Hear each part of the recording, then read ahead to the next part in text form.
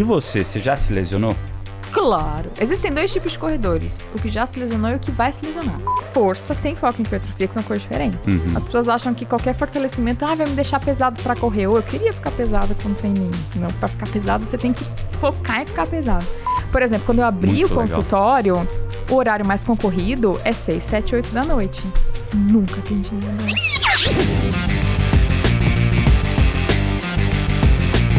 Bem-vindos à jornada. Hoje não é papo de gestão, nem extremos. Esse podcast é um podcast novo que já queria há algum tempo fazê-lo, que eu quero falar aqui um pouquinho sobre a vida que existe junto aos negócios.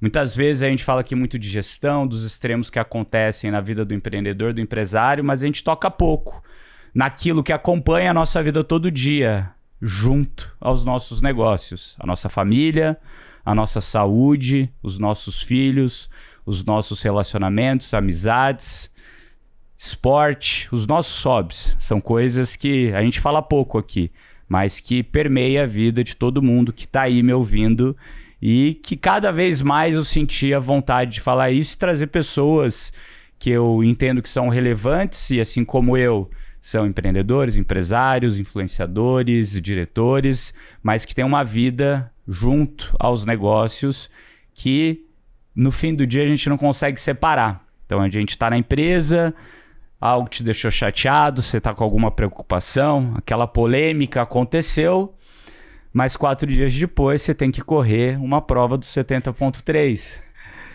Ou você tem que chegar em casa e abstrair de tudo isso e conversar com seu filho, como se nada tivesse acontecido, contar aquela história à noite. Ou conseguir estar presente em casa. É difícil, né? A gente conseguir separar. Não existe separação. E é sobre isso que eu quero tratar nesse podcast, A Jornada. Espero que vocês gostem. Essa primeira temporada, que a minha ideia aqui é fazer meio que por temporadas, né?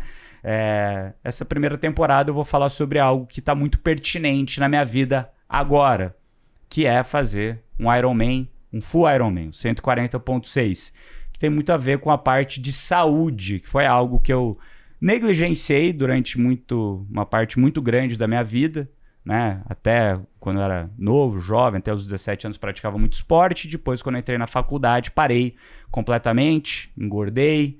Por quê? Porque eu quis priorizar o estudo e o trabalho. E tudo bem, né? Fazia sentido para mim naquela época, e depois que meu primeiro filho nasceu, chavinha virou de novo. Falei, tenho que viver o tempo suficiente para cuidar dos meus filhos e ver os meus netos, quem sabe, se assim meus filhos quiserem ter filhos.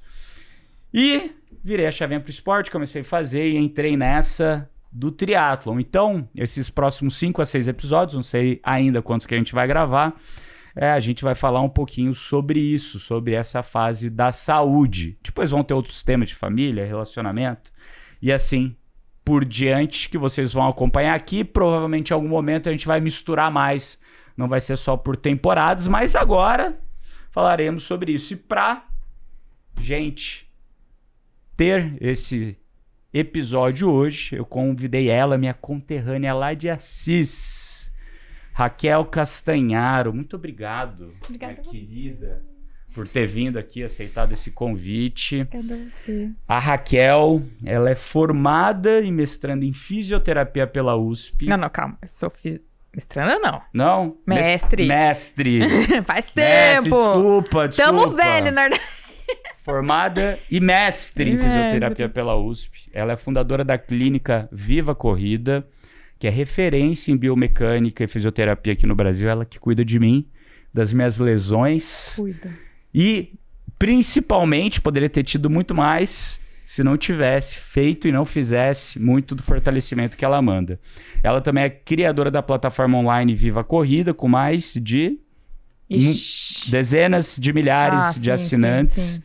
E hoje também tem um perfil no Instagram, ali com quase 500 mil seguidores, onde ela fala sobre saúde, principalmente sobre corrida, sobre as polêmicas, as verdades que todo mundo acredita. Sim. E mostro meus filhos e minha... A família, o maridão. O cachorrito. A casa nova.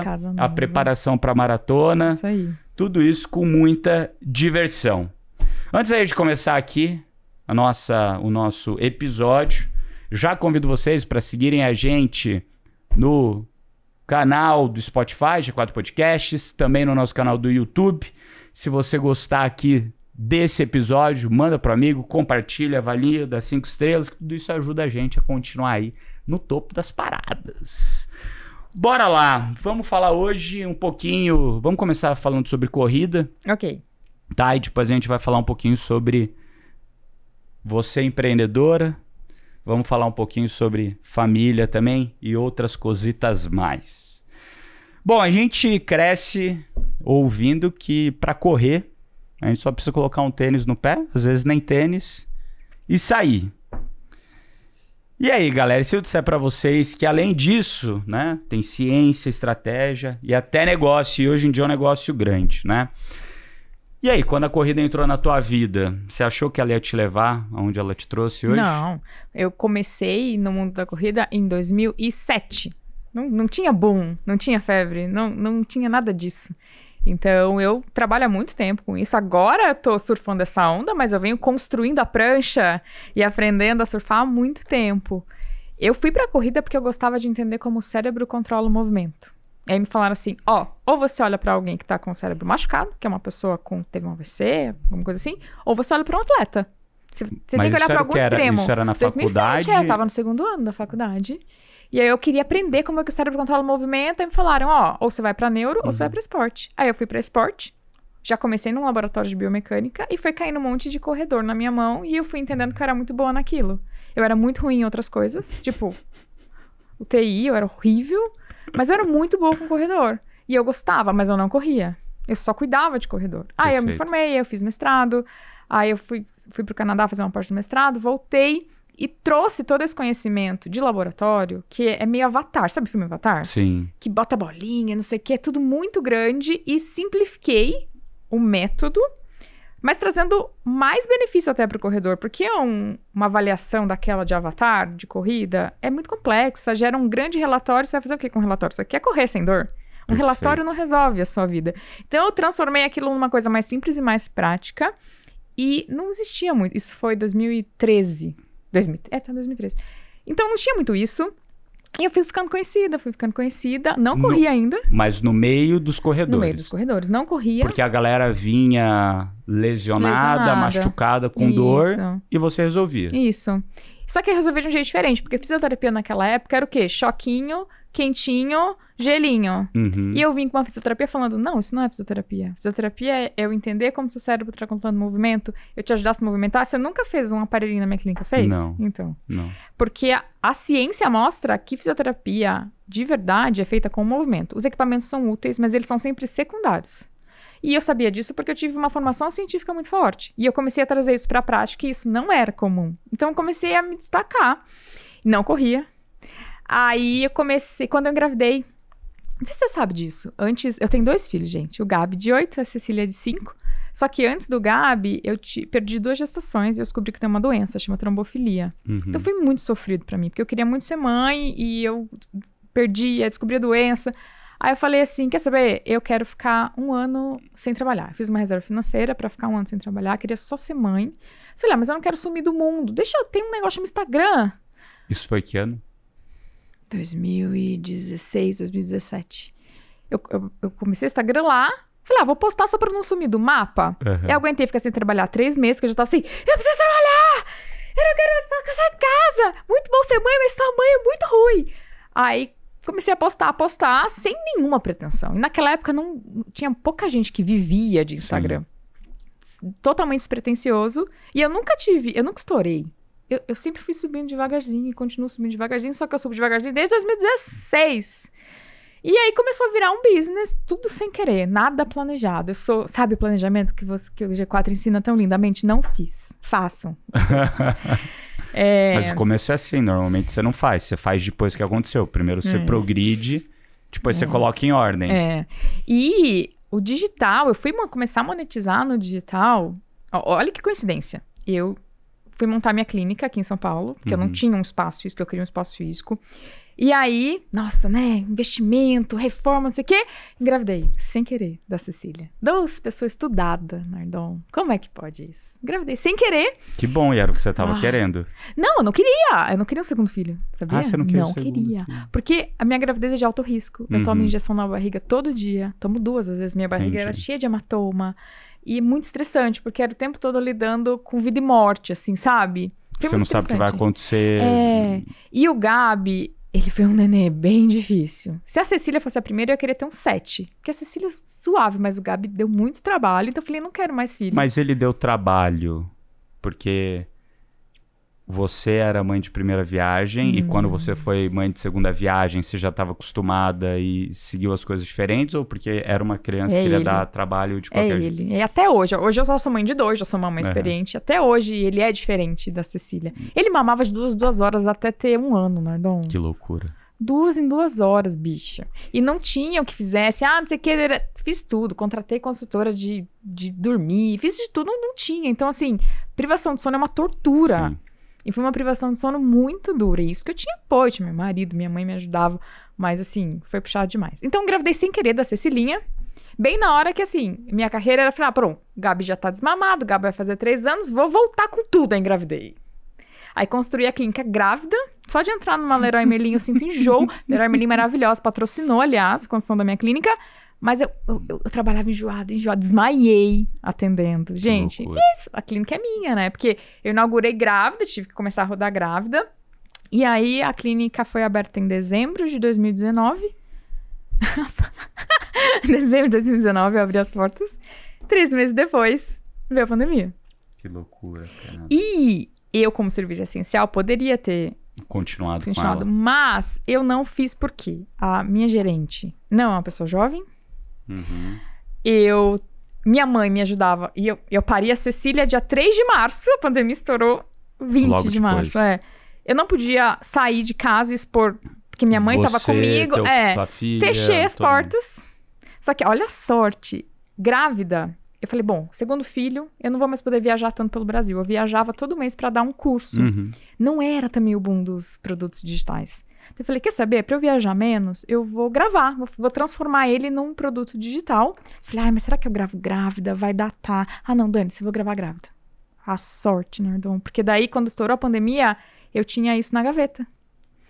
E aí foi o que sustentou minhas empresas com a clínica 5 meses de porta fechada. Não demiti ninguém, não baixei salário de ninguém, mantive todo mundo deu uma misturada, né, nas coisas. Mas foi que só eu tinha um negócio na gaveta. Falei, olha, gente, o lançamento foi assim, no story. Então, eu tenho aqui, tá? Foi isso. Eu achei que ia vender 20. E foi super bem. Eu achei que ia vender 20 e vendeu 200. Assim, quanto tempo nessa época você demorava pra faturar 200 na não, eu tô falando de vendas, não é de... de lucro. Era um high ticket, né? Então, acho que era naquela época...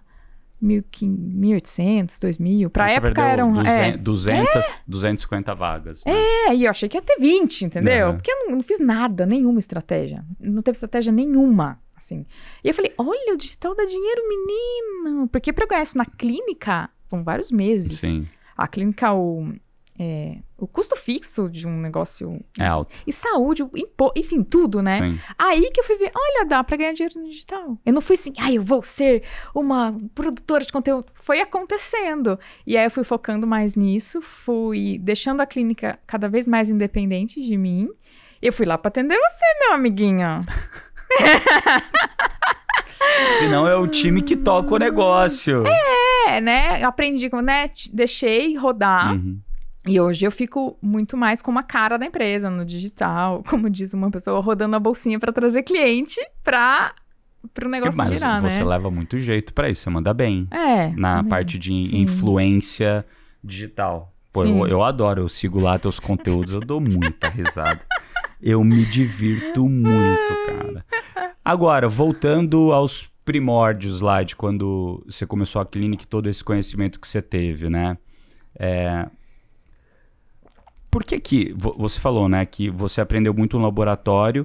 Agora, vamos entrar aqui no detalhe. Por que é diferente o jeito que você trata do jeito que a maioria trata? Porque o resto não tem conhecimento? Ou é porque o que você faz no fim do dia é algo tão óbvio que às vezes o cliente pega e fala assim, pô, mas não vai me dar choquinho? Vai fazer laser? Não vai apertar meu pé ou minha perna pra soltar? Tem muitas nuances. Isso? Primeiro, tem vários outros centros maravilhosos, né? Fica parecendo só eu sou. Sim. Tem vários outros centros maravilhosos que também se destacam por serem maravilhosos. Porque quando você oferece um trabalho melhor, a pessoa sara melhor, sara mais rápido. Existem algumas coisas. Primeiro, a educação no Brasil. Pra eu ler um artigo científico, ele tá totalmente em inglês. Hoje tem ChatGPT, mas não tinha. 3 anos atrás não tinha. Não tinha. Então vai estar em inglês, vai ser pago. A maioria é... E assim, não é barato. É 50 libras pra você ler um texto de 8 páginas. Não é todo mundo que Perfeito, vai... que quer bancar isso. Eu não preciso bancar porque eu tenho a senha de Alumni USP. Então eu entro como se eu tenho um acesso da USP. Então isso me facilita. Tem uma pessoa maravilhosa, ela faz uma mutretinha, uma russa, assim, que ela quebra um pouco o acesso desses artigos, que não é a melhor coisa do mundo, mas todo pesquisador incentiva isso, porque é um absurdo a gente produzir ciência. Ficar fechado. Tem isso. Então, acesso à ciência. Tendo acesso à ciência, interpretar a ciência. Eu fiz USP. Me formei na USP, fiz mestrado na USP, e não me ensinaram a interpretar um gráfico de hazard ratio, por exemplo. Não me ajudaram, entendeu? Não me ensinaram isso. Eu tive que aprender depois, pagando um curso. Então, assim, você tem o estudo na mão, você não sabe se ele é bom ou ruim, porque ninguém te ensinou. Isso que eu fiz USP. Você imagina nas universidades que tem uma carga horária metade. Perfeito. Sabe? Isso é uma questão. E tem o modelo de negócios, né? Que no Brasil, hoje, se você for fazer uma fisioterapia ou pagar um psicólogo, você sabe que o psicólogo vai ser caro e você sabe que a fisioterapia vai ser barata. Perfeito. Então tem um modelo de negócios que para eu quebrar... É 10 vezes mais, ou sei lá... Que eu bati o pé. 4, 5 vezes mais o psicólogo do que o... Que eu bati o pé desde o começo. E assim, foi um pouco... Eu acho valente, talvez até irresponsável. Eu bati o pé, eu falei, não, eu vou cobrar muito caro. Eu vou cobrar o que eu acho que vale. Porque eu entrego muito, então eu vou cobrar muito. Só que aí eu tenho essa pressão de entregar muito. A propaganda da minha clínica a nossa média de atendimento são 4 sessões. 4. Perfeito. Às vezes você vai fazer 20 no lugar que é barato, mas você saiu 20 vezes do trabalho, pagou 20 vezes Zona Azul. Isso é muito mais caro. Então, assim, eu fui comunicando isso e eu tenho uma exigência com a qualidade que é gigantesca. É um modelo de negócio que é difícil para fisioterapia. A consulta comigo, ela é, em média, mais cara que com um médico. Isso é muito difícil de ser criado. E eu fui criando com a minha cara, né? Um fisioterapeuta começando não vai conseguir fazer isso. Então, tem essas coisas. E aí, pro negócio girar, como é que funciona uma clínica padrão? São 10 pacientes por hora, 5 pacientes por hora para ser rentável. Tá. Até clínicas grandes, se você vê clínicas... São 5 pessoas ali naquele ginásiozão. Aí você chega na minha clínica, sou eu e você, sentadinhos numa poltroninha de couro com café. O modelo é diferente. Então, esse modelo é difícil de... Eu inventei e falei, vou fazer assim, que eu quero fazer assim. Mas teve uma coisa de personalidade, de mesclar, né, o empreendedor com a pessoa. Eu nunca fui workaholic. Eu vejo esses vídeos e falo, Nardon biruta. Eu sempre bati o pé pra priorizar a minha família. Mesmo que isso me custasse menos dinheiro. Foi uma escolha minha, e isso é muito alinhado com meu marido, isso é muito legal, assim, a gente tem os mesmos valores em relação a dinheiro e a vida. Então, tudo bem a gente demorar mais para ter uma casa e um carro, mas a gente não vai se matar de trabalhar. Foi uma escolha nossa. Perfeito. Então, eu demorei para crescer. Por exemplo, quando eu abri muito o consultório, legal. O horário mais concorrido é 6, 7, 8 da noite. Nunca atendi, Nardon. Nunca. E era o horário mais concorrido. Eu, no começo, falava, não, a pessoa vai vir aqui 1 vez, 3 vezes, ela consegue sair do trabalho às 3 da tarde e vir. Mas eu tinha um suporte. No começo da minha jornada, o Saulo é engenheiro, e aí ele falou, não, eu seguro as pontas, e a gente casou muito novinho. A gente foi morar junto muito novinho. Então ele falou, não, eu seguro as pontas pra você e faz teu corre. E aí, hoje tá ao contrário. Hoje eu seguro as pontas pra ele montar a empresa dele. Que legal. Mas foi um privilégio. Minha família é super dura, eu não tinha isso. Mas eu tinha ele. E que eu podia falar assim, não, às 7 eu não atendo, eu atendo às 3. Não posso, então, desculpa. Que é difícil de acontecer. Porque eu bati o pé. E eu faço isso até hoje. Cara, isso é muito legal, porque assim, no fim do dia, né, você até traz o cliente certo. Pode ser. Mas demora mais pra... Vamos Demora alinhar. mais pra rampar. Demora mais pra rampar. E eu sei. Mas você tem esse lance da exclusividade, esse lance do horário, etc. Mas é isso, você deixa dinheiro na mesa. Deixo. Mas eu sei que eu deixo dinheiro. E tá tudo bem. É isso. Agora, por que existe esse alinhamento tão claro entre vocês dois? É porque ele vem de uma cultura diferente do Brasil? Mas ele é brasileiro. Ele é brasileiro? Achei que ele era francês. Ele fez École Polytechnique. Foi por isso. Que ele tem cara de francês. Não, ele tem cara de qualquer coisa menos brasileiro. Ele tem cara de qualquer coisa menos brasileiro. Saulo, um beijo. Não te conheço pessoalmente, mas te vejo toda hora lá no Instagram. Eu tinha certeza que ele era gringo. Não, todo mundo acha que ele é gringo. Ele fala pouco, então fala, ai, tadinho, não fala português. Não, ele fala. Ele fala. Não, cara, foi coincidência. A gente sempre foi... Isso é muito legal. Nós somos pessoas completamente diferentes. É isso. Ele fala baixo, ele fala pouco, ele fala tranquilo. E eu sou isso aqui, né? A gente é completamente diferente, mas a gente sempre olhou pro mesmo lugar. Frase bonita. Mas é muito. Na criação de filho a gente é igual. Na escola que a gente quer botar a gente é igual. E nesses valores, assim. Eu não sei por quê.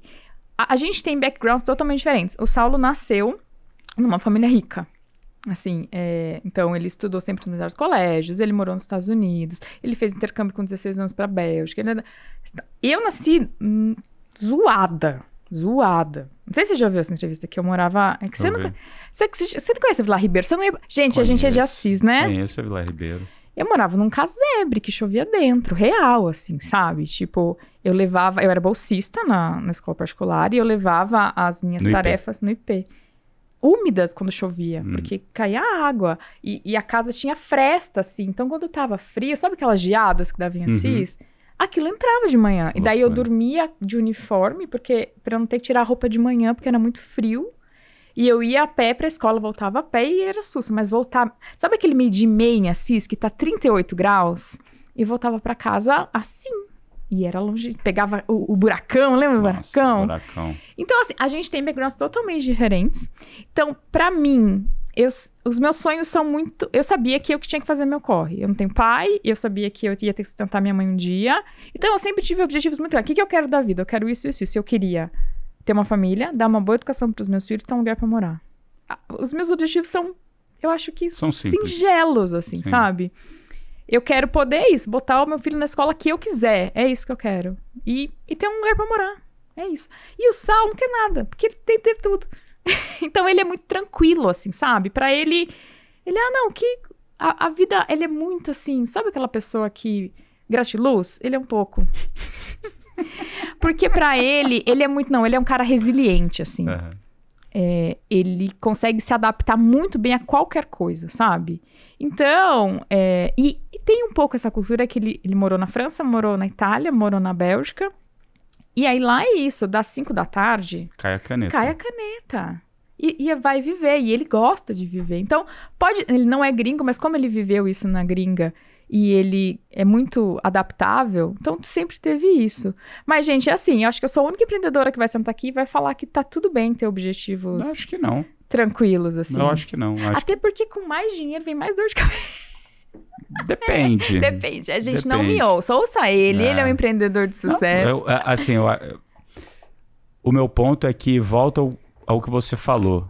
Você falou de objetivo. Qual que é o teu objetivo? Quais são os valores? O que é suficiente?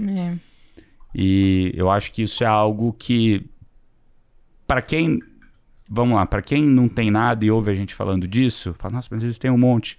Mas talvez, para mim, não é o dinheiro que importa. É outra coisa que importa. Sim, total. E os objetivos ao longo da vida, mesmo que você tenha aquela visão de longo prazo, ele vai mudando um pouquinho para a direita, um pouquinho para a esquerda. Quando a gente ficou, minha esposa ficou grávida do primeiro filho, do Gustavo, virou uma chavinha na minha cabeça também. Eu falei, eu tô trabalhando que nem um maluco. Faz sentido isso?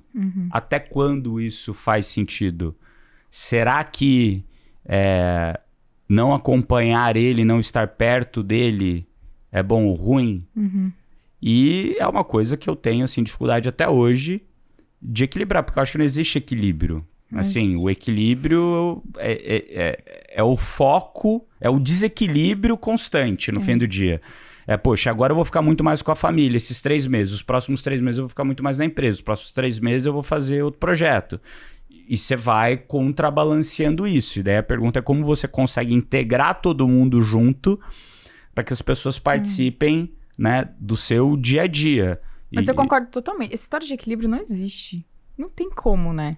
Tem até um livro que chama 4.000 Semanas. Já te falei dele? Não. Chama 4.000 Semanas. Manejo do Tempo para Mortais. É maravilhoso. Porque tem esses livros que falam assim, não, é só você fazer as coisas importantes primeiro, depois menos importantes. Eu, gato, tudo é importante na minha vida. Tipo, não dá tempo de fazer todas as coisas importantes. Esse é o rolê. Não é verdade? Não dá tempo. Não existe. Quando teve a pandemia, eu tinha uma editora, eu tava com tudo gravado, tinha uma editora, mas tinha que revisar, eu tinha que botar as referências científicas. A minha filha estava com 7 dias, eu recém-parida, eu com ela num braço, no computador aqui, ó. Porque eu tinha que pagar a conta. Não tem, eu vou curtir, mas não tem, bicho. Tem um monte de gente. Tem boleto chegando. Mas, sendo honesta, né? Eu falei que mais dinheiro traz mais dor de cabeça. Eu vou retirar. Vai que o universo... Obrigado. De nada. Eu acho que eu queria falar... Mais fama traz mais dor de cabeça. Se eu pudesse não ser reconhecida, tava bom. Calma. O que eu ia te falar? Do mais dinheiro traz mais... Sabe por quê? Hoje eu tenho uma dor de cabeça financeira ainda. Que, ok, eu tô bem agora, mas eu não tenho ainda uma reserva financeira que se eu parar de trabalhar... Eu não tenho ainda um futuro, entendeu? Então, eu tenho um presente muito bom, mas agora eu tenho que ralar um monte pra conseguir manter esse padrão futuro, de vida. E pensar que a roda gira e eu não sei até quando a corrida vai estar no hype, até quando o modelo que eu vendo... Tem que ir se adaptando o tempo inteiro, né? Então, eu não tô sossegada. Assim, tá tudo bem. E eu sou preocupada o tempo inteiro. Eu acho que por ter vindo desse lugar, eu tô o tempo inteiro, assim, de antena muito ligada, sabe? De, cara, os infoprodutos vão mudar por causa da inteligência artificial. E eu tô o tempo inteiro caçando coisas, assim, meio inquieta. Porque eu sei que depende disso, assim, se eu ficar parada... Você morre. E meu negócio morre. Não é porque ele tá bem agora, tá estruturado. Bicho, eu acho que daqui a 1 ano, todos os produtos digitais vão ter que ser diferentes por causa de IA. Concordo. E assim, é agora. E é agora que tem que ser feito. Você perdoa que eu falei isso? Não briga. Não, Assim, esse lance de dinheiro, né, ele é uma conversa muito complexa. Sim. Porque tem gente que veio do nada e quando tem tudo, ou quando ganha dinheiro rápido, também gasta muito rápido. Então... Muitos jogadores de futebol, você vê isso. Muitos cantores que bombam rápido, de qualquer setor acontece isso, porque não tem uma estrutura, talvez, para conseguir entender né, como utilizar isso da maneira correta. Ou pensando no futuro. Ou acha que vai durar para sempre. Mas eles têm uma capacidade de gerar dinheiro enorme, né? Você tem uma outra turma também que putz, vai ganhando e logicamente vai deixando a vida mais complicada. Porque, poxa, agora tem mais gente que depende de mim. É mais responsabilidade que você tem. Por exemplo, aqui no G4, a gente tem quase 400 famílias que dependem do G4 para tirar o ganha-pão. Sim. É bastante gente, é uma baita de uma responsabilidade. Sim. Se a gente não fizer o nosso trabalho da maneira correta, e o que acontece? Então, quer dizer que é dor de cabeça? É dor de cabeça. Mas do jeito que a gente estruturou, é menos dor de cabeça. Sim. Né? Então, acho que essa relação, né? Putz, é um tema que dá pra gente ficar o dia inteiro aqui conversando, mas não quero entrar nesse tema. Tá bom. Mas sabe essa história de ter os objetivos muito claros e não querer... Eu acho que sempre fui assim, eu acho que é uma característica minha. Porque eu lembro que na escola, eu era nerdola, né? Que mesmo com a tarefa molhada, era que tirava mais nota em tudo, né? E quando eu falei que eu queria fazer física, todo mundo falou, não, você tem que fazer medicina.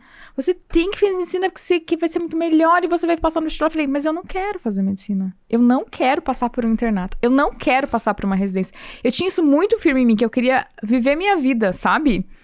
E sei lá de onde veio isso. São escolhas, né? E de novo, aquela... Nossa, eu tô com muita frase clichê hoje. Cada escolha uma renúncia, né? Charlie Brown. Eu renuncio a um crescimento rápido, eu renuncio a mais coisas. Por exemplo, a minha clínica é bem pequena. né? E já tá na hora de aumentar. E já recebi proposta de aumentar. Mas eu penso muitas vezes que eu falo, calma. Eu quero que ela aumente nesse momento. Assim, sabe? Eu acho que pra mim, aumentar é um passo sempre pensado, assim, sabe? É claro que eu quero crescer, quero ajudar mais gente. Tanto que eu tô tentando sair um pouco só da corrida e indo mais pra saúde de um modo geral. Porque eu vejo quanto eu tô ajudando a saúde das pessoas. E pra negócios também é interessante. Mas é sempre muito pensado, assim, sabe? Eu não dou a louca. Eu vou fazer medicina, eu vou fazer isso aqui. Eu vou pensando, assim, sabe? Eu tenho meio medo de me sobrecarregar e parar de viver. Eu tenho muito medo disso, assim. Cara, isso que você falou, eu acho que é algo que é muito comum entre todas as pessoas que têm sucesso. Que eu vejo, assim, todo mundo tem sucesso, não umas pessoas que vão com a maré. Não é porque todo mundo diz, ou fala, lá é bom, vai. Não, cara, é bom, medicina é bom, mas pra mim não é. Você tem uma capacidade de pensar independentemente do que o fora fala. E muitas vezes a gente... Eu sou assim também. Sim. Então, daria para ir com a maré. Mas muitas vezes não é ir contra a maré, mas é ter um pensamento independente. Sim. De, o que seu pai e sua mãe estão falando, ou o que tá todo mundo falando, ou o que o mercado tá falando. Calma aí, cara. Isso funciona para você. Pro que eu quero, pros meus objetivos, não funciona. E tá tudo bem. Essa pra mim que é a maior mágica. Assim. Tá tudo bem, mas eu vou colher as consequências das minhas escolhas, que podem ser boas ou ruins. E tá tudo bem. Não tem problema nenhum. Porque se é uma escolha que você tomou pensando, entendendo as consequências de primeiro grau, segundo nível, terceiro nível, quarto nível, beleza, tá ótimo. Vamos embora. Agora, como que foi pra você ali, nesse momento que você tava ali no Covid, você lançou o produto, deu tudo certo, você falou, opa, tem negócio aqui. E daí você virou a chavinha, trabalhou pra caramba, tinha acabado de nascer a segunda filha, Cecília, tava ali trabalhando enquanto tava amamentando ainda. E de fato, daquele momento, você tinha o quê? 40 mil, 50 mil seguidores? Nem isso.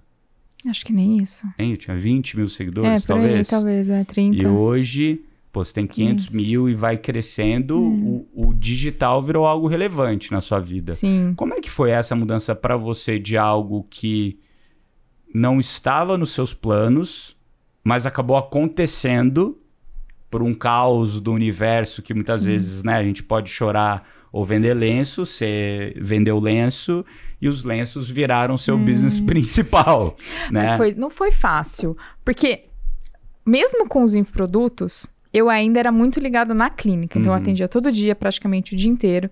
E aí na análise, é por isso que é muito importante ter entender do negócio, né? Eu sou tão ruim com o número, Nardon. É o Saulo, que ele é meu sócio. É ele que monta o gráfico assim, minha querida, isso aqui que tá acontecendo. Fala, só me mostra as figuras. Eu só preciso...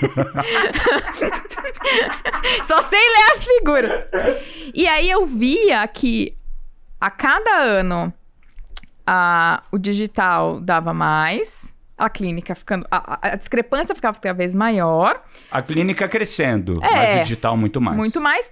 E eu via que eu fazia o digital nas horas vagas. Eu falei assim, bicho, tá muito errado isso aqui.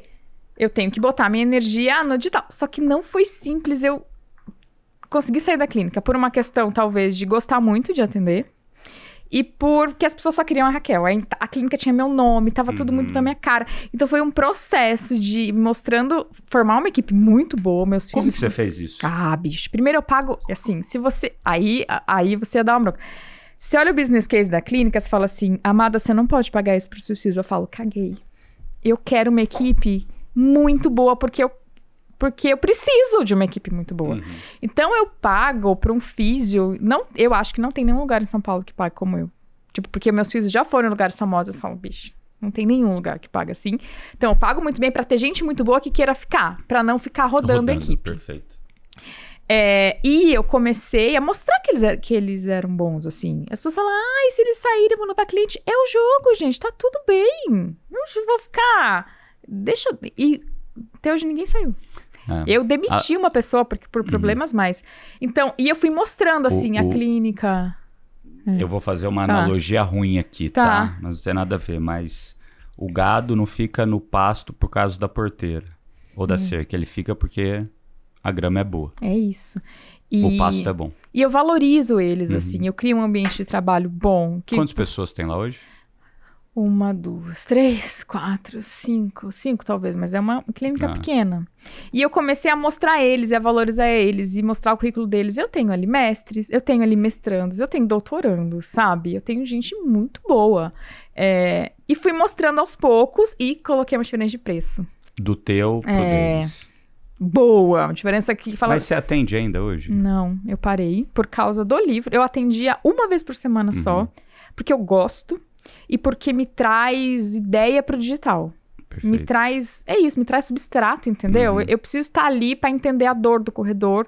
E embora as pessoas comuniquem comigo, é muito diferente você sentar com o empreendedor. Conversar. É totalmente diferente. Sim. E eu gosto também. Eu atendia uma vez por semana, 3 pessoas só, por semana. Eu fui uma delas. Não, eu abri uma agenda especial para você. Obrigado. Eu já tava com a agenda fechada quando você me ligou, eu acho. Boa. Aí, o que acontece? O que você perguntou? Aí eu fui contratada para escrever um livro. Uma editora me contratou, a Editora Planeta, me contratou um contrato grande. E eu não conseguia mais. Eu falei, não vou atender. E o que aconteceu? Eu tive que contratar mais uma pessoa. E agora, não tem mais espaço na clínica. Porque se eu for atender, eu vou tirar uma pessoa. Perfeito. E essa pessoa vai ganhar menos, então não sei o que eu vou fazer. Eu acho que eu vou voltar a atender, assim, uma pessoa aqui e outra ali, pra ter esse... E também a agenda muito pequena é muito chato. Tem horário com a Raquel daqui 7 meses. Puta saco. Isso não é legal pro cliente. Sim. Então foi isso, foi mostrando que eles são bons, colocando essa diferença de preço grande. O que mais funcionou foi a diferença de preço. Tipo, Porque daí a pessoa vinha procurar, falava, olha, com a Raquel é tanto, o time é tanto, o time é muito bom, treinado por ela. Exatamente. Tem o padrão, e eu fico disponível, todos os pacientes recebem meu contato mesmo. E eu cuido mesmo, então eu faço reunião semanal para acompanhar os pacientes. Se tem algum caso muito difícil, eu ligo pro paciente e falo, vamos conversar, eu tô disponível, assim, sabe? Mas eles tocam, e isso foi muito legal. Mas não foi simples pra mim. E eu acho que o profissional da saúde tem essa... vontade de estar ali. Assim... Essa virada foi quando? Faz 2 anos. 2 anos, E daí você se dedicou totalmente... Eu falei, não dá mais pra fazer digital nas horas vagas. Não dá pra fazer nas horas vagas o que tá dando... O que tá sustentando... O todo. E aí eu inverti. Eu inverti pra ficar menos na clínica e mais no digital. Mas eu gosto de fazer. O digital. As pessoas falam, você não se estressa? Não, gente. Quando eu dou algum piti, eu dou... Vocês acham que eu sou trouxa, gente? Eu dou piti sabendo intencionalmente. Que não que eu estou brava de verdade. Mas eu sei que aquele conteúdo é importante, é relevante. Eu não tô falando só porque eu tô brava. Sim. E se eu falasse sempre que eu tô brava, gente, vocês não iam ver outra coisa, a não ser eu brava. Então eu sei que é um tópico relevante, que vai ser importante para a comunidade que eu fale e vai me gerar algum benefício também. Não vou ser trouxa, gente, de falar um negócio que... Então eu não me estresso, eu gosto de fazer digital. E hoje você tem um time para te ajudar no digital? Tem uma galerinha. Umas 6, 7 pessoas. É tudo pequeno, não é 400, né? Do G4. Mas tem uma galera, assim. E daí é editor, roteirista, ou nem roteirista, você que é a roteirista? Ai, sou chata. Contratei uma roteirista, você acha que eu deixo ela fazer roteiro? Não deixo. Não deixo fazer. Não, ela faz e-mail, sabe assim, comunicação de lançamento, ela faz, assim, mas o Instagram sou eu. Alguém edita pra mim, mas o roteiro todinho é meu. Porque é o que eu faço bem. Eu não, já tentei algumas vezes chamar alguém pra me ajudar com redação e não encontrei alguém que eu achasse que fazia de um jeito que eu gostasse, entendeu? Nunca vai ser eu. Você falava, não, e eu gosto, de verdade. Assim, agora, qual foi o problema mais cabeludo que você já pegou lá na clínica, assim, de... Cara, os mais difíceis não são sobre músculo, são sobre cabeça. Teve uma pessoa que a gente atendeu, que era assim, imagina você chega, você tá... Nossa, isso foi difícil. Você tá com dor no braço, aí você fala, tá doendo muito. Aí na próxima semana... Você fala, aí o braço. Ah, não, parou de doer. Ai, que bom, que bom. Aí no meio da sessão, você fala, então, vamos fazer isso. Não, mas tá doendo muito. Mas você falou que não tava doendo. Não melhorou nada, gente. Mas você falou agora que... E daí a pessoa chega sem mexer o braço. E aí a gente fala, mexe o braço. Ela assim. Mas lembra que você não conseguia mexer o braço? Ah, mas não melhorou. Tem pessoas que têm uma distorção, elas não veem que elas melhoram. E é uma questão comportamental. A gente tem que mandar pro psicólogo. Mas como é que você vai mandar uma pessoa pro psicólogo? Sendo que ela foi atrás de fisioterapia. E aí? Eu sei. Esse é um caso que eu ligo. Eu fiquei uns 50 minutos com um paciente que era da equipe, explicando pra ele que a gente já tinha feito, explicando que dor pode vir de questões comportamentais e tal, e explicando que agora o melhor tratamento e o melhor investimento do dinheiro dele não era continuar com a gente, era ir para um psicólogo especializado em dor crônica. Não é que assim, vai falar da sua mãe, não é sobre isso. É especializado em dor crônica, explicar, porque senão vai falar, nossa, me chamaram de louco e me mandaram pro psicólogo. Esses casos são bem complicados, bem complicados. Nossa, é complicado mesmo, porque o que eu vejo assim, né, agora voltando pro mundo de atleta, né, eu tava muito tempo parado, daí eu quis voltar na intensidade que eu faço tudo na minha vida, que é muito, e logicamente meu corpo não tá adaptado a esse volume de corrida. Pô, eu vinha da natação não tem impacto. A bike também tem pouco impacto, mas a corrida maltrata o ser humano. É que você é nadador. Maltrata o ser humano. Daí vai lá, canelite. Daí vai lá, iliotibial. Daí agora já aprontei outra aqui no pé. É que você tá num ciclo de Iron. É muita carga. Tudo que você tá passando é esperado. Você não sentir nada é te tornar a estrelinha do box plot, o alecrim dourado. Isso acontece com todo atleta? Até no profissional ou não? Opa! Tem um monte. Mais no profissional? Mais no profissional. Tem atleta que está contratado para marca, contrato grande para fazer a prova e fala, não vou fazer porque eu tô machucado. Isso acontece demais, assim, demais. Então, você tá passando por um processo normal de ter dores e a dor melhorar. É normal, fica tranquilo. Agora, como que você faz para evitar ao máximo isso ou não tem jeito? Tem jeito. Não tem nenhum jeito de evitar 100%. Não existe uma prevenção de nada na saúde. Sim. Então, a gente tem que mexer em várias pecinhas. Tem que ver como tá a sua corrida, se você tá batendo o pé forte no chão ou não, que é uma coisa que a gente corrigiu. Tem que ver como tá a sua força. Tem que ver o quanto você tá treinando, quanto tá descansando, quanto está comendo. Então, tudo é muita coisa ao mesmo tempo. Quanto tá dormindo. Quanto tá dormindo. É um sistema complexo, como uma empresa. Que assim, como é que faz pra não sei o quê? É muitas pecinhas ao mesmo tempo interferindo uma na outra. Então, o básico do básico. Coma, durma, faça força, treine direito, assim, obedeça o que o treinador tá falando, não faça a mais. E de biomecânica de movimento, cuida pra não bater o pé forte no chão. Basicamente é isso. Se fizer tudo isso, não vai machucar? Não. Você vai reduzir o risco, mas pode acontecer. E fortalecimento? Quanto que fortalecimento é importante? Fortalecimento reduz o risco de lesão. É uma das coisas que vai fazer você ter menos risco de se machucar. Mas correr não fortalece? Não. Mas pedalar não fortalece? Não. Na natação você não fazia força de ombro? Fazia. Então, nadar fortalece? Não. Porque são estímulos pro coração. Para o músculo ficar forte, ele tem que sofrer. Ele tem que fazer força até quase falhar. Isso não acontece na corrida, na bike. Então, fortalecimento previne, sim, lesão. E o desafio para alguém como você é encaixar o fortalecimento na rotina. Eu, no treino, tô treinando pra minha primeira maratona. Eu diminuí um pouco o fortalecimento de perna, porque eu fazia pra hipertrofia. Não sei se você percebe que eu sou muito forte. Pus até um chip da beleza. Eu vi lá que você falou. Não é, gente, não é. É Implanon, é um anticoncepcional. Que não é pra anticoncepção. Sabia? É pra quê? Eu tenho uma coisa que se chama transtorno disfórico pré-menstrual. É uma TPM que vira doença. Toda TPM eu fico doente. Eu quero pular da janela, não quero sair da cama, quero me matar. E eu achava que era normal. Até que alguém falou, ô gata, toda mulher quer se matar na TPM, não? Não, amor. É um transtorno sério, subdiagnosticado, porque a mulher acha que tudo bem. E aí o tratamento é remédio e isso aqui. Eu tava só com remédio, não tava dando conta, aí enfiei isso aqui. É puxar ser mulher.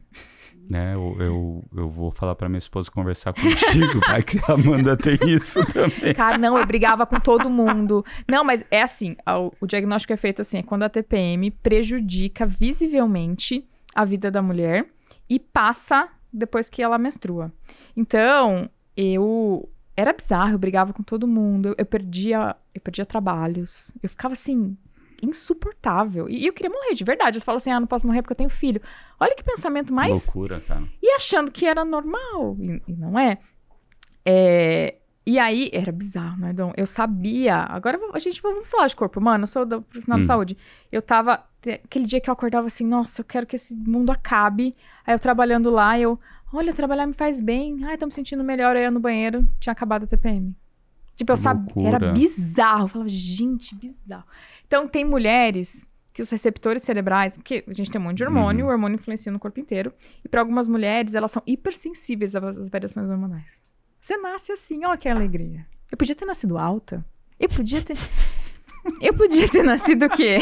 Com grandes peitos. Eu nasci com um cérebro que... Hipersensível. Puta que pariu. É um inferno. É um inferno. E demorei muito pra ser diagnosticada. Muito. Que loucura. Mas piorou depois das gestações. Antes das gestações não era tão ruim, assim. Depois das gestações ficou puxado. Então, o que eu tava te falando de... Que você fez isso, que você estava se preparando pra maratona, você teve que parar o fortalecimento. Não parei, eu diminuí. Porque eu tava fazendo com foco de hipertrofia, porque eu já sou um periquitinho. Se eu não foco em hipertrofia, eu viro um palito. Então agora é muita carga, hipertrofia e maratona. Então agora eu tô fazendo força sem foco em hipertrofia, que são coisas diferentes. As pessoas acham que qualquer fortalecimento, vai me deixar pesado pra correr. Ou eu queria ficar pesado com um treininho. Não, pra ficar pesado você tem que focar em ficar pesado.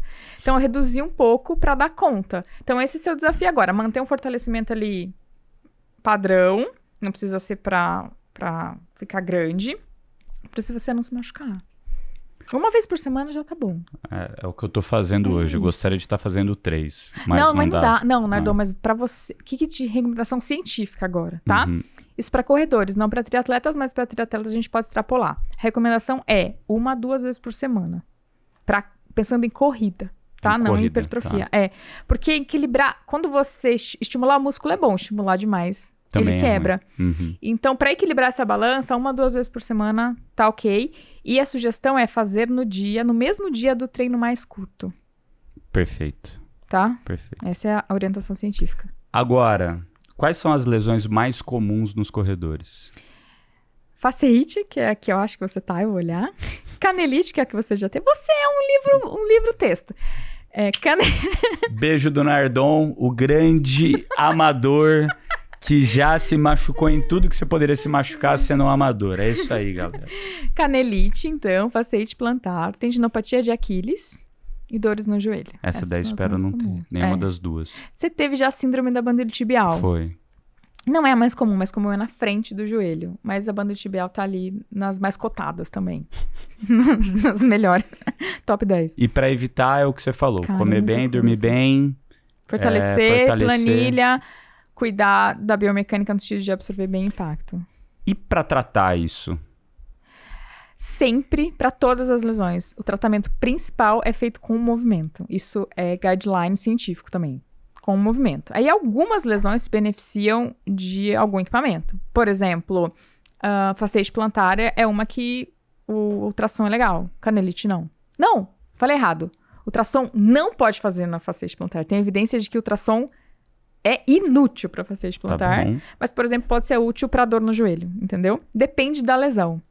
Para tendinopatia, o tratamento é reduzir a carga e reduzir, assim, o volume de corrida, o volume de treino e ir fortalecendo aquela região devagarzinho. Então, cada lesão tem a sua peculiaridade, assim, mas o importante saber é que tudo que é passivo é algo que você deita e alguém faz para você. Pode ser usado, mas é sempre secundário. Se você chega na fisioterapia, deita numa máquina e alguém faz coisa pra você, tá errado. Tem que primeiro ser ativo com exercícios. Mas mesmo na hora, por exemplo, assim, acabei de lesionar, tá doendo muito. Sim.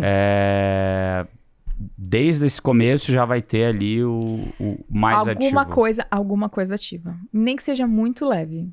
Vai ter mais do passivo, mas tem que ter ativo. Porque se você, por exemplo, se você chega... Isso a gente tá falando de lesões na corrida, tá? Sim. É diferente de uma lesão de cruzado, Perfeito. Tá? Diferente de um entorse de tornozelo. Essas coisas que são bruscas, que incham, que ficam vermelho, é outro rolê. Lesões na corrida, elas são crônicas. Você vai correndo, elas vão aparecendo. Então, sempre tem que ter alguma coisa de exercício. Porque se você para totalmente, você deixa a região sem se mexer, você pode criar outros problemas. Você deixa ela mais fraca. Perfeito. Então, vai ser mais difícil a recuperação. Você pode criar questões de comportamento. Tem uma coisa que se chama congelamento. A pessoa para de mexer a região que dói. Será, Nardon? Tem uma coisa também, Nardon, que eu acho que você já ouviu falar, que é hipervigilância. Você fica toda hora preocupado. Toda hora preocupado. Você fica pensando, é que nem a camiseta amarela. Toda hora você começa a procurar camiseta amarela. Você não via nenhuma camiseta amarela. Eu falei camiseta amarela, agora você só olha pra camiseta amarela. Não pensa no elefante.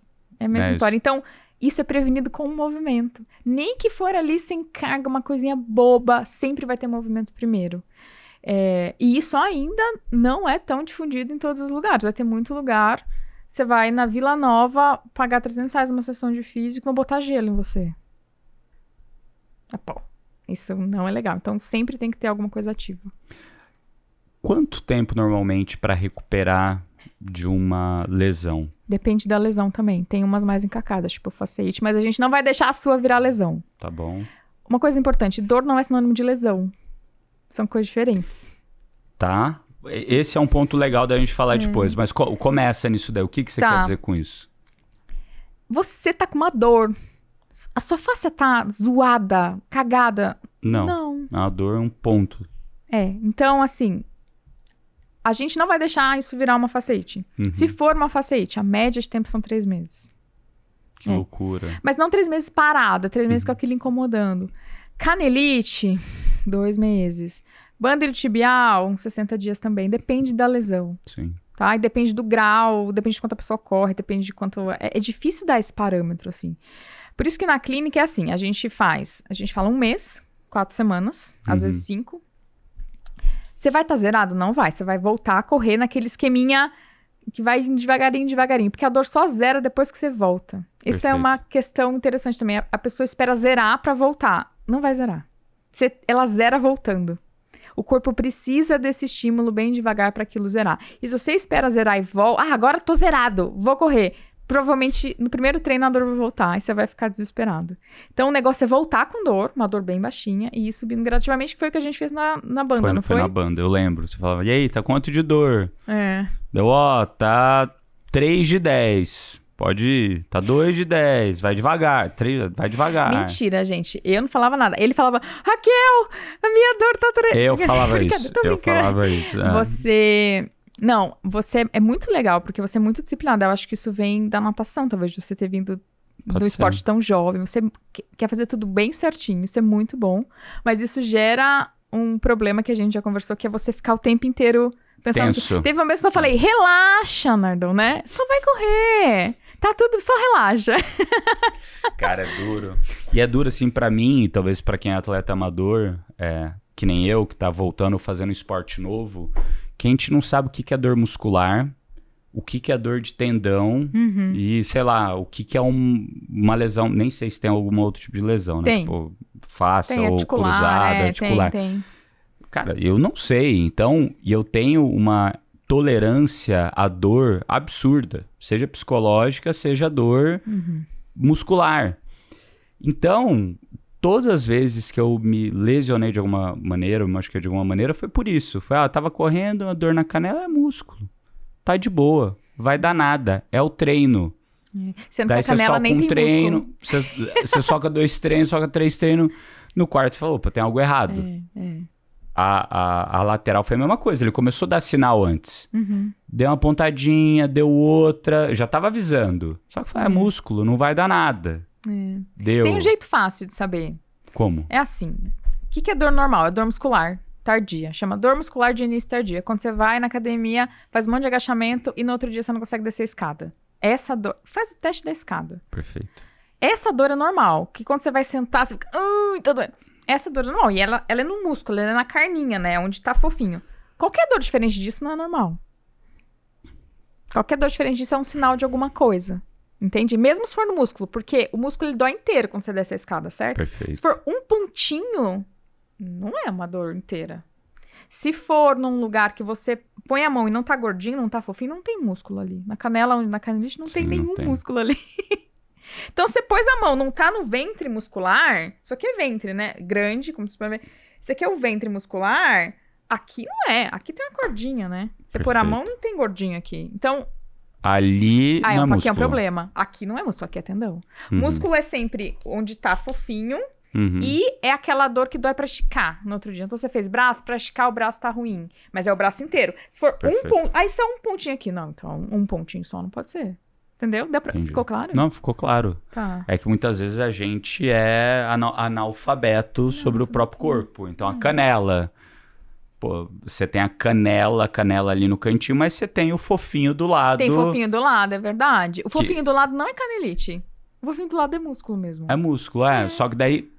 Pelo menos eu não sei discernir ali que quando você passa assim, você sente aquela dorzinha, putz, ali é canela, é dor, o que é, né? É complicado. Agora, e você já se lesionou?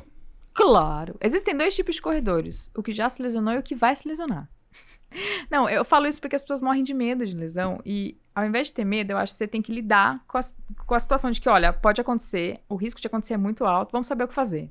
Que é, ao primeiro sinal de incômodo, já procura ajuda, não fique ignorando. Eu já tive lesão é porque eu sou corredora, né? Quando eu tô numa prova, eu esqueço que eu sou fisioterapeuta, eu sou corredora. Uma das principais causas de lesão é aumento brusco. É você correr muito mais rápido do que você estava acostumado ou longas distâncias. O que eu fiz? Eu queria bater meu RP nos 10 quilômetros. E eu fui como se não houvesse amanhã. E eu bati, e eu me lesionei sim. Porque eu corri muito mais rápido do que eu tava treinando, porque eu queria bater aquele RP. Eu tive síndrome da bandeira tibial. Que loucura. Igual você. Que mais? Acho que a lesão feia que eu tive foi essa. E eu tenho dorezinhas. Então, por exemplo, nesse ciclo pra maratona, teve um dia que eu tava com dor na canela. E aí eu já tô ligada. Então, eu tinha um treino de, sei lá, 16 no outro dia. Eu falei, eu não vou fazer esse treino. Perfeito. Vou pular um treino. Porque pular um treino não muda nada. Você insistir num treino machucado, aí você pode perder a prova. Como lidar com essa ansiedade? Por exemplo, agora eu tenho a prova daqui, né? Tá na boca do gol, que o episódio vai pro ar ali, talvez faltando 1 ou 2 semanas, né? Mas agora, quando tá sendo gravado, faltam 3.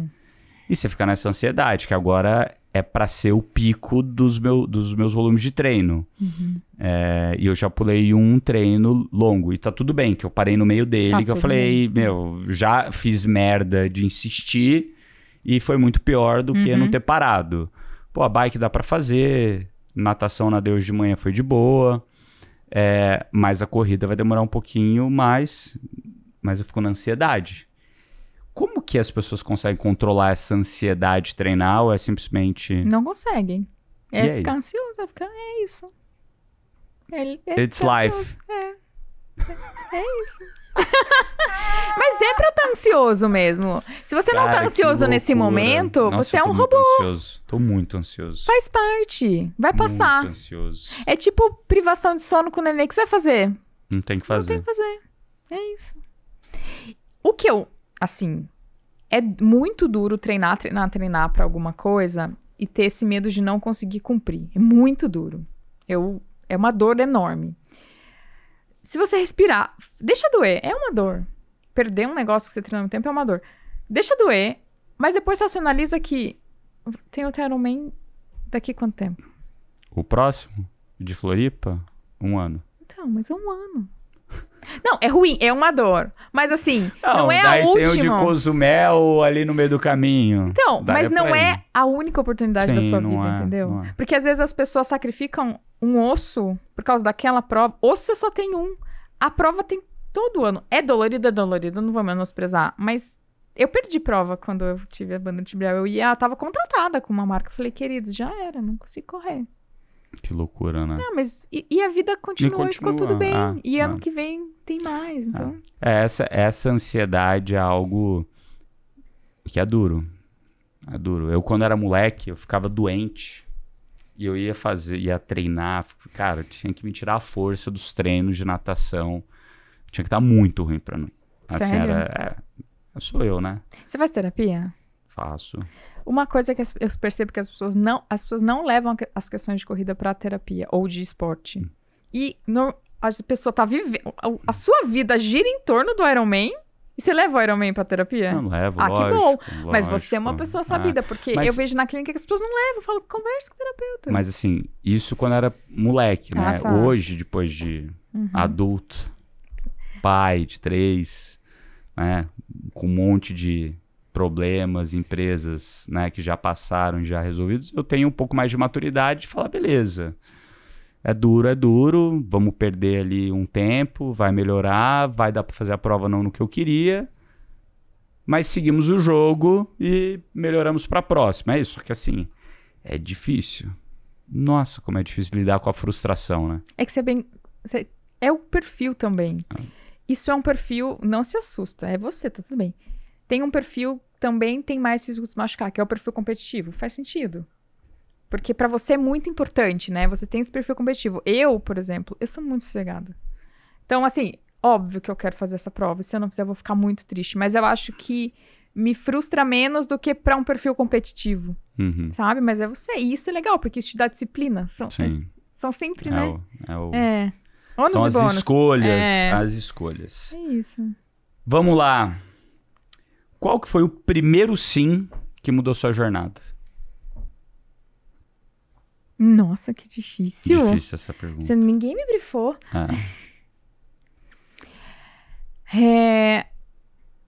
Foi o sim que... e o mais difícil que mudou minha jornada foi quando eu falei, sim, eu vou ter que abrir mão da clínica pra me dedicar ao digital. Que não foi um sim fácil. Imagino. Qual conselho você daria pra Raquel de 10 anos atrás? Faz um curso, menina, eu preciso... Esse, na verdade, é um conselho que eu queria ouvir hoje também. De como se portar com pessoas importantes em reuniões. Por quê? Eu sou, às vezes, meio sem noção, sabia? Mas por quê? Não tem a ver com a autenticidade isso? Mas sabe quando a autenticidade passa do ponto e você fala, isso não cabia nessa reunião com essas pessoas? Sabe assim? E eu não percebo. Eu fecho a reunião e falo, caguei, velho. Fiz mal, fiz rude.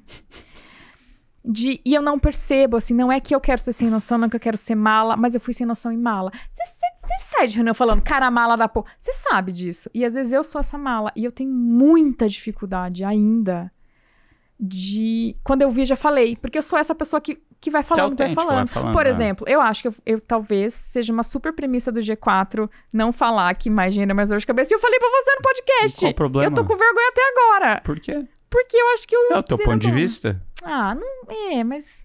Por exemplo, fiz uma reunião com uma grande mídia essa semana. Grande, que querem me contratar pra produzir conteúdo. Ai, cara, velho, eu sou muito sem noção. E eles têm um podcast que eu não acho tão interessante. Só que é o podcast deles, que eles têm orgulho. E no meio da reunião, com todos os chefões lá, eu falei assim, não, gente, eu queria fazer um podcast porque os de vocês, né, tipo, zoado. Não falei zoado, falei, mas é muito quadrado, né, é muito cientificão. E ao invés de só defender o meu ponto, eu tava criticando o produto dos caras. Tipo, ninguém te perguntou a sua opinião sobre o nosso produto, gata. Tipo, imagina, você quer fechar uma reunião de negócio e você critica o produto do cara? Eu acho que eu perco oportunidades por isso. Eu acho. Assim...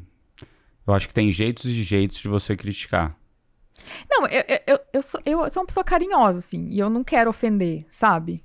Mas assim, se você falou a real e mas que de fato não casa com o negócio, daí vai do outro lado ter humildade intelectual de entender. Falou, opa, estamos fazendo algo que talvez poderia ser melhor, porque...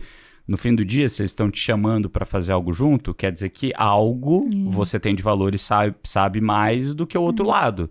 Agora, logicamente que o jeito que a gente emite a mensagem, a gente também tem que se preocupar o jeito que o outro lado recebe, eu sou bacaninha nisso, de como transmite. Mas tá é o saber a hora de não falar. Você não precisa falar, emitir opinião o tempo inteiro. Eu acho que é saber dosar a hora de não falar. Aí depois da reunião eu tive outra contra a marca. Falei, não vou falar várias coisas, não vou falar. Daí eu consegui. Mas é um processo pra mim, sabe? Quando eu vejo, eu sou muito espontânea. E isso é bom, mas é ruim também. Eu acho que eu queria ligar e desligar a espontaneidade. Tem hora que, assim, não é hora de você ser espontânea. É hora de você manter uma pose, fazer um networking. Não é hora. Depois você é espontâneo em outro lugar, entendeu? Eu acho que essa dica é pra Raquel de 10 anos e pra Raquel de agora. Mas agora eu tenho mais percepção, eu acho. Eu acho que só o ponto de você perceber se algo te incomoda já é 95% do caminho andado. Daí é hora de você regular o certo, né? Botão! Planilha ou intuição na hora de treinar? Depende do objetivo. Se você quer performance, planilha. Porque tem método, tem ciência. Se você quer só ser feliz, a planilha pode atrapalhar. Sabe que o perfil do meu cliente é um perfil... Veio uma pessoa pra ajudar e falou assim, não, vamos botar atleta na camiseta, vão adorar. Eu falei, meu público vai odiar. O meu público, ele não gosta de ser cobrado. Perfeito. E é um nicho grande, que não é acolhido. E eu sou assim. Então, eu fui percebendo, fui acolhendo essas pessoas.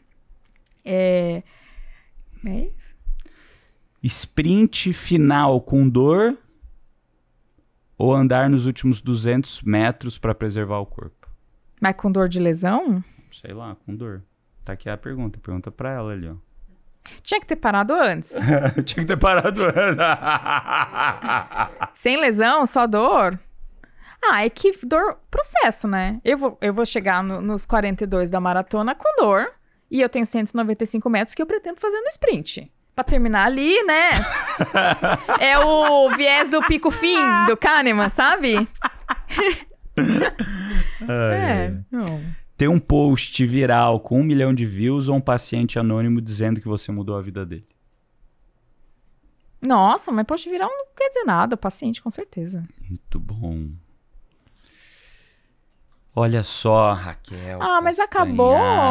Já estamos há mais de 1 hora aqui. Está maravilhoso o nosso bate-papo. E eu tenho que te perguntar outra coisa. Como que você lida hoje e equilibra todos esses pratos ao mesmo tempo? Não tem equilíbrio. É isso, é escolher... É o que a gente falou no começo. É escolher que prato vai girar. Hoje hoje tá bem, mas é aquela história, né? No começo a gente faz tudo, né? No começo... Agora a coisa mais estruturada, dá pra respirar melhor. Eu me mantenho firme nas minhas escolhas. Então, é isso. Deu 6 horas, eu falo... Às vezes o pau tá comendo, eu falo... Vai mudar alguma coisa se eu ver isso hoje, amanhã? Não vai. Então, caiu caneta. Amanhã a gente vê isso em horário comercial, tá bom?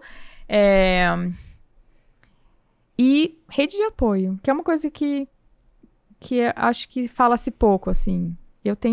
Hoje eu construí uma rede de apoio que me dá condições de equilibrar tudo isso. O que é uma rede de apoio? Cara, eu não cuido da minha casa, eu não faço compra, eu não faço comida... Eu cuido dos meus filhos, eu não tenho babá, isso é uma coisa que é importante. Primeiro, não tem problema nenhum ter babá. Pra correr a maratona, eu posso correr e chegar em casa e dormir por 3 horas, porque isso foi um combinado com meu marido, que é uma rede de apoio. Ele falou assim, sábado me esquece. Sábado, mamãe, esposa... Depois das 3 da tarde eu volto pra viver. Isso me dá condições. Imagina uma mulher começando a empreender agora, que tem que, além de empreender, chegar em casa e fazer a comida e lavar a roupa. Eu tenho menos pratinho pra equilibrar, eu acho, sabe? Então, eu acho que a frase é, eu sou muito honesta comigo mesmo, assim, com o que vai me fazer feliz, sabe? Eu não vou com a onda. Eu sou chata. Eu falo, eu não quero isso. Tá tudo certo. Por exemplo, você também acho que passa por isso. A gente poderia viralizar muito mais. Muito. Eu sei que tem um tipo de conteúdo que se eu fizesse... Ia ser muito... Eu ia estar muito maior. Mas eu sou firme com o meu princípio de não. Eu quero menos gente, mas eu quero ser muito respeitada. A minha credibilidade não tem preço. Não tem preço. Porque é isso que vai me dar futuro. Sabe? Então, eu mantenho minha credibilidade a qualquer custo. Eu dito a qualquer custo, é isso aí. Muito bom. Raquel, alguma mensagem aqui pra turma? Ou é isso? Me segue, pessoal. Exatamente. Como que a galera faz pra te seguir? Eu, Raquel, estou no @Raquel Castanharo. Tem um perfil que posta bastante conteúdo sobre corrida, que é o Viva Corrida, onde tem os meus programas, a clínica e tudo mais. E foi um prazer estar aqui. Gente, eu preciso contar, que vai estar no outro vídeo, que a gente se conhece desde que tem 14 anos. Verdade, Eu conheci o Nardon nadador, com os ombrão aqui, ó. Ainda tenho eles. É verdade, mas era maior. Só tão menos musculosos hoje em dia, que eu era mais magro, entendeu? Então, proporcionalmente, eles pareciam maiores. Ai, pra mim você não mudou nada. É? Nada. Você já tinha barba com 14? Não. Então mudou. Mudei a barba. eu tinha um cavanhaque. Você tinha um cavanhaque! Aquele cavanhaque feio, meu Deus. Você lembra que a gente conversava no ICQ? ICQ. ICQ. Cara, essa daí, ó, tem gente que nem nasceu na época do ICQ que tá ouvindo a gente aqui. A gente fez crisma junto aí, Nardon. Fizemos crisma juntos lá na Vila Xavier. Na Vila Xavier. Na Basílica São Vicente de Paulo, em Assis. E ele fala jornada e não jornada. É isso aí. Não, galerinha. Pô, era legal aquela turma lá, hein? Você tinha uns amigos todos altos, todos bombrudos. Acho que era todo mundo da natação. O Carlão. Ah. Não era o Carlão? Eram dois outros caras grandes. Vitor. Isso! Meu primo. Mas eu só lembro de você. Vitão, um beijo pra você, meu querido. Vitão, meu primo. Só lembro de você. E da sua irmã. Da minha irmã, Mas Carol. Ela não fazia catequese com a gente, mas acho que ela tava ali com você sempre, assim. Toda hora. Então, daqui, de todo esse G4, eu sou a pessoa que te conhece há mais tempo. É verdade. Será que tem alguém que conhece faz mais tempo? Não, aqui dentro desse prédio não tem. Aqui dentro não tem. Olha aí. Ó, eu vou botar no meu currículo. Raquel, valeu, obrigado. Querido. Foi um prazer ter você aqui. Pessoal, espero que vocês tenham gostado desse episódio da jornada.